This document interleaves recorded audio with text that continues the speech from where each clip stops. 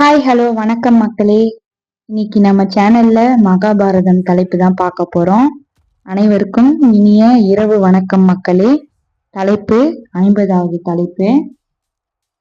வாங்க கதைக்குள்ள போலாம். குருஷேத்திர போர் போக்கை யார் நிர்ணயித்தார்கள் என்பதை பத்தி தான் இந்த கதையில நம்ம அலசி ஆராய போறோம்.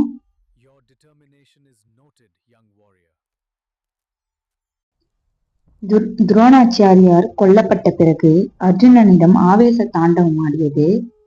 அடுத்து கௌரவ சேனையின் தளபதியாக நியமிக்கப்பட்ட இருக்கும் கர்ணனை போர்க்களத்தில் கொல்லும் நாளுக்காக அர்ஜுனன் காத்து கொண்டிருந்தான்.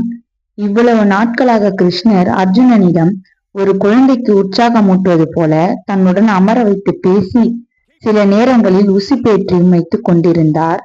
ஆனால் இப்போது கிருஷ்ணர், அர்ஜுனா, நீ மிகச்சிறந்த வில்லாளி அல்ல என்பது உனக்கே தெரியும். எந்த நாளாக இருந்தாலும் கண்ணை கட்டினால் கூட கர்ணன் உன்னை விட மிகச்சிறந்த வில்லாளியாக திகழ்வான் என்றானாம். அதிர்ச்சி அடைந்தான் அர்ஜுனன். கிருஷ்ணா, நீயா என்னிடம் இதை சொல்கிறாய் என்றான். கிருஷ்ணர் அமைதியாக, நான் உன்னிடம் உண்மையை சொல்கிறேன். நாளை அந்த மனிதனுடன் நீ போரிட இருக்கிறாய். எனவே நீ உண்மையை அறிந்து கொள்வது நல்லது என்றாராம். எந்த ஒரு நாளிலும் கர்ணன் உன்னை விட சிறந்த வில்லாளி என்பதை நீ அறிந்திருக்க வேண்டும் என நான் விரும்பினேன். கர்ணனிடம் இந்திரனின் சக்தி ஆயுதம் மற்றும் சில அஸ்திரங்கள் இருக்கிறது. இந்திரன் கர்ணனின் கவசத்தையும் குண்டலங்களையும் தானமாக பெறாவிட்டால் அவனால் உன்னை தோற்கடித்துக் கொள்ள முடியும். கர்ணன் இந்திரனை தோற்கடித்துக் கொள்ளும் ஆற்றல் உள்ளவன். கவச குண்டலங்கள் இருக்கையில் இந்திரனை மட்டுமல்ல, என்னையும் தோற்கடித்துக் கொள்ளக்கூடியவனாக கர்ணன் இருப்பான். உனக்காகவே கர்ணனிடம் இருந்து அவனது கவச குண்டலங்களை அகற்றப்பட்டிருக்கிறது. இந்த நிலையிலும் நீ கர்ணனை விட வலிமையானவன் என்று உன்னை பற்றி நினைத்துக் கொள்ளாதே. நீ அப்படிப்பட்ட வீரன் இல்லை. சக்தி ஆயுதம் தன் வசம் இருக்கும் வரை சர்வ சாதாரணமாக கர்ணனால் உன்னை கொல்ல முடியும். அர்ஜுனன் முற்றிலுமாக மாயையில் இருந்து வெளியே வந்தான். இந்த பூமியிலே தானே மிகச்சிறந்த வீரன் எனும் ஒளிவட்டத்துடனேயே அர்ஜுனன் வலம் வந்து கொண்டிருந்தான். இப்போது நிச்சயமாக நீ ஒரு மிகச்சிறந்த வில்லாளி இல்லை என்று கிருஷ்ணரே நேரடியாக கூறிவிட்டார். குருஷேத்திர யுத்தம் முடிந்த பிறகு எஞ்சியிருந்த சில பாண்டவர் வீரர்களுக்கு இந்த யுத்தத்தில் மிகச்சிறந்த வீரனாக திகழ்ந்தது யார் என்பதை அறியும் ஆர்வம் இருந்தது.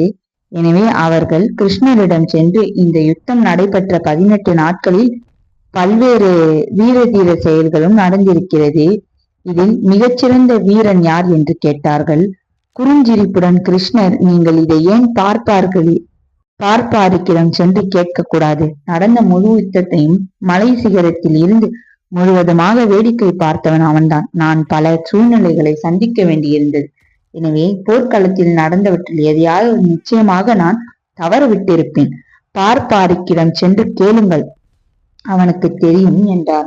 18 நாட்கள் நடைபெற்ற முழு யுத்தத்தையும் பார்ப்பாரிக்கின் தலை ஒரு மலை சிகரத்தின் இருந்தபடி வேடிக்கை பார்த்து கொண்டிருந்தது.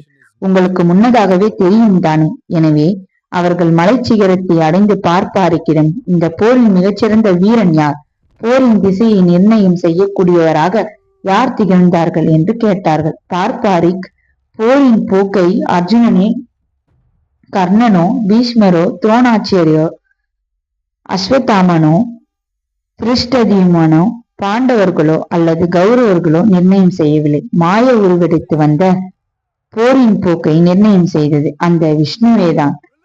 சுதர்சன சக்கரம் அனைவரையும் வீழ்த்தியது. போரில் வெற்றியையும் நிர்ணயித்தது. இந்த சிகரத்தில் இருந்து நான் பார்த்த வரையில் யாரையும் கொல்வதை நான் காணவில்லை. சுதர்சன சக்கரமே சுழன்று சுழன்று அனைவரையும் வீழ்த்தியது. அதை மட்டுமே நான் எங்கும் கண்டேன்.